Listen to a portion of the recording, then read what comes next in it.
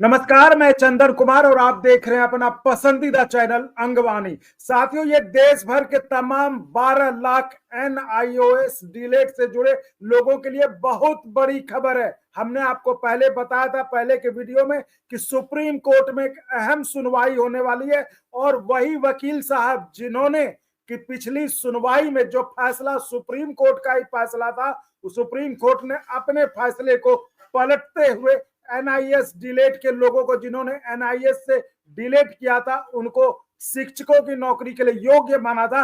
आज फिर एक अहम सुनवाई में बहुत बड़ा फैसला आया। आप समझ ले, बहुत बड़ा फैसला जो कि बिहार के लाखों छात्रों के लिए या फिर जो शिक्षक है उनके लिए बड़ी अहम है। और उस केस को सुप्रीम कोर्ट में, जो पिछली केस में भी उन्होंने जीत दिलवाया था डिलेट के लोगों को, आज फिर उस केस में मनदीप कालरा साहब, सुप्रीम कोर्ट के advocate on record Mandeep Kalra साहब है साथ में, उन्होंने आज फिर केस को लड़ा कोर्ट में। और इतनी बड़ी जीत बिहार के, खासकर आज का जो फैसला है वो बिहार के लाखों शिक्षकों को, जिन्होंने NOS डिलीट कर रखा था, उनके लिए बड़ी खबर है। मनदीप जी, बहुत स्वागत है अंगवानी पर आपका। मैं देख रहा हूं कि आप कहीं जा रहे हैं, शायद कोर्ट में वकील साहब लोग बहुत बिजी रहते हैं, तो बहुत बहुत धन्यवाद, आपने 1 मिनट समय निकाला। चूंकि खबर इतनी बड़ी थी और आपने जीत इतनी बड़ी दिलाई है, तो थोड़ा संक्षेप में जल्दी में लोगों को अगर बता सके आखिर इस कोर्ट का जो आज फैसला आया है, इतने बड़े फैसले का मायने क्या है और किनको असर करेगा। जी सर।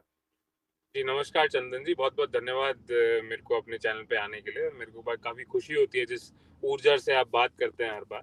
एंड आज भी ऐसा ही हुआ, जो माननीय सर्वोच्च न्यायालय के हमने एक IA फाइल करी थी कि जो बिहार जी की TRE है उसमें जो सुप्रीम कोर्ट में एप्लीकेंट्स हैं उनको जी इंक्लूड किया जाए। तो सुप्रीम कोर्ट का ऑर्डर था 10 दिसंबर का कि जितने जी भी एग्जिस्टिंग या जो भी क्लैरिफिकेशन उन्होंने दिया है, जहाँ पे बोला कि दोनों इक्विवेलेंट है कोर्सेज एंड जी कोई भी किसी भी में अप्लाई किया जाता है, वो कहीं ना कहीं स्टेट गवर्नमेंट फॉलो नहीं कर रही थी। तो इसलिए हमने IA डाली थी कि आप इसको स्टेट गवर्नमेंट को डायरेक्शन दीजिए कि इसको फॉलो करें।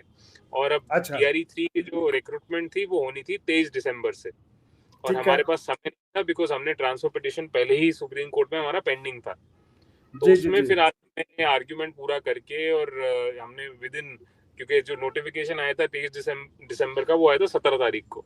हमने ये जी जी रात में जी ही के एप्लीकेशन नेक्स्ट डे, बिकॉज ये लास्ट डे आज सुप्रीम कोर्ट का वेकेशन का, 2 जनवरी को माननीय सर्वोच्च न्यायालय फिर से वेकेशन के बाद खुलेंगे। तो हमने इसलिए रात रात में उसको बना के फिर सुबह मेंशन करके आज के लिए उसको लगवाया।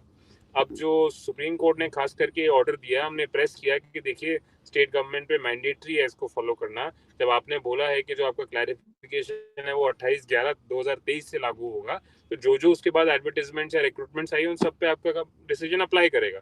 इसलिए जो NIOS DLED जो इतने 5 साल से सफर कर रहे हैं, जिनको कहीं ना कहीं कभी रिकग्निशन की प्रॉब्लम हो रही है, कभी कोई स्टेट नहीं इंक्लूड कर रहा, तो फाइनली जब उनको जस्टिस मिला है माननीय सर्वोच्च न्यायालय से, तो उस सिचुएशन में इनको इंक्लूड किया जाए।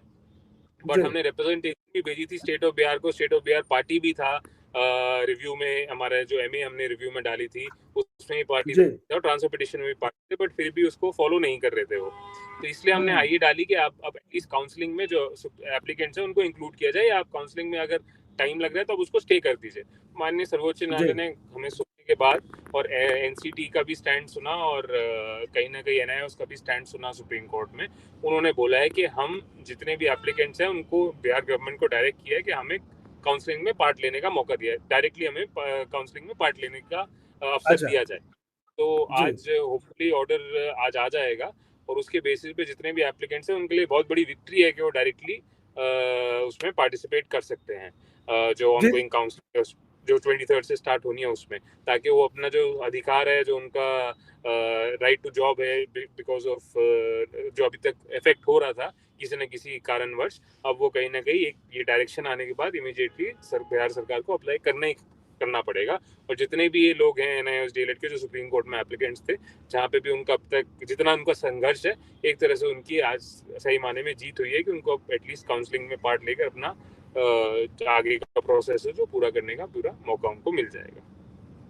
जी जी वकील साहब, जैसा कि आपने बिल्कुल सही कहा, ये तमाम NOS डिलेट के लोगों के जो संघर्ष की, इतनी बड़ी संघर्ष थी उनकी उनकी जीत है। और ये एक स्मार्ट वकील की स्मार्ट सोच का, स्मार्ट एक्शन का नतीजा है कि आज इतने जो NIS के डीलेट के जो देश भर में 12 से 13 लाख जो भी करीबन इतने छात्र हैं, जो शिक्षक हैं, जुड़े हुए लोग हैं, उनके लिए राहत बड़ी खबर बनकर है। विशेष तौर पर बिहार के लोगों की, जिनके बारे में हम पिछले वीडियो में आपसे पूछ भी रहे थे वकील साहब कि आखिर ये जो बिहार में जो कि BPSC TRE1 TRE2 वगैरह हो गया है, तो वहां पर कैसे होगा। तो खैर पहले TRE3 में रास्ता क्लियर हो गया आज के सुप्रीम कोर्ट के आदेश के बाद कि TRE3 की जो काउंसलिंग होने वाली थी उसमें BPSC TRE3 में जो डीलेड NOS डीलेड वाले छात्र हैं वो काउंसलिंग में हिस्सा ले सकेंगे। तो ये उन लोगों के लिए बहुत बड़ी खबर है। और वकील साहब आपको भी हम धन्यवाद देना चाहेंगे कि आप इस तरह से, जो लोग एक तरह से उम्मीद हार चुके थे, निराश हो चुके थे कि शायद अब उनकी कहीं सुनवाई नहीं होगी, आपने उनको फिर से सेंटर स्टेज में ला दिया, उनके जीवन में फिर से आपने उम्मीद का संचार किया और अब वो खुशी खुशी BPSC TRE3 की काउंसलिंग में हिस्सा ले पाएंगे। हम ये कहना चाहेंगे वकील साहब, इससे ये तो चलिए आप अभी हड़बड़ी में कहीं जा रहे हैं लग रहा है कोर्ट में, तो एक थोड़ा समय आप निकालते ताकि, क्योंकि लोगों को सवाल बहुत होते हैं, तो हम वो जो है आपको लाइव लेके उनके सवाल के उसी समय उनको, क्योंकि समय भी कम है, तो आप थोड़ा ये समय निकालिएगा। एक्चुअली अपडेट एक और है कि आज ना उत्तराखंड हाईकोर्ट में भी हमने मेंशन किया, उत्तराखंड में भी आज काउंसलिंग होनी थी NIOS DLED। अच्छा जी। मेंशन करते हुए सुबह हमने बोला कि आप प्लीज इस मैटर को आज सुनिए 2 बजे, बिकॉज काउंसलिंग नहीं हो सकती जब तक आप हमें इंक्लूड नहीं करेंगे। तो वहाँ पे भी माननीय उच्च न्यायालय उत्तराखंड हाईकोर्ट ने भी इस चीज को एक्सेप्ट किया है और एक आउट ऑफ द वे जाके हमारी हियरिंग 2 बजे लगाई है। तो वहाँ पे भी हमें है कि कहीं ना कहीं उत्तराखंड NIOS DLED के कैंडिडेट्स को कहीं ना कहीं जस्टिस मिलेगा वहाँ पे। तो इसलिए हमारा जो लाइव सेशन है उसको हम शाम को करते हैं, वरना मैं दोपहर को अभी उस हियरिंग में ऑक्यूपाइड होऊंगा। हम शाम को अपना लाइव सेशन करते हैं अराउंड 7 o'clock, 7 बजे के करीब आज लाइव सेशन कर लेते हैं और तब तक हमारे पास उत्तराखंड का भी अपडेट आ जाएगा और उसके फिर हम अपना सारा जो भी जिसका भी जो क्वेश्चन होगा आपके माध्यम से, बिकॉज आपका तो काफी पॉपुलर चैनल है, तो जिसका भी जो होगा क्वेश्चंस तो हम लोग एक बार बात कर लेंगे, फिर लोगों को बता भी देंगे। तो फिलहाल ठीक है, आप जाइए। जैसे बिहार के लोगों को आपने इतनी बड़ी जीत दिलाई, हम आपको शुभकामना देते हैं, उम्मीद करते हैं और भगवान से प्रार्थना भी करते हैं कि जो आप अब जो आपका कारवां बढ़ रहा है उत्तराखंड के लोगों के लिए, उनको भी आप जीत दिलाइए, उनके लिए भी अच्छी खबर लेके आए और हम शाम में फिर आपसे जुड़ेंगे और आप दर्शकों के जो भी सवाल होंगे उन पर चर्चा करेंगे। बहुत बहुत धन्यवाद और आपको बहुत बड़ी बधाई वकील साहब कि आपने इतनी बड़ी जीत दिलाई, और धन्यवाद भी तमाम शिक्षकों की तरफ से, तमाम लोगों की तरफ से। धन्यवाद। Thank you very much. और अगर आपको अच्छा लगा तो एक बार और आपको मैं कहना चाहूंगा कि आप इसको प्लीज सब्सक्राइब और शेयर करते रहें ताकि हमारा भी मनोबल और सपोर्ट बना रहे।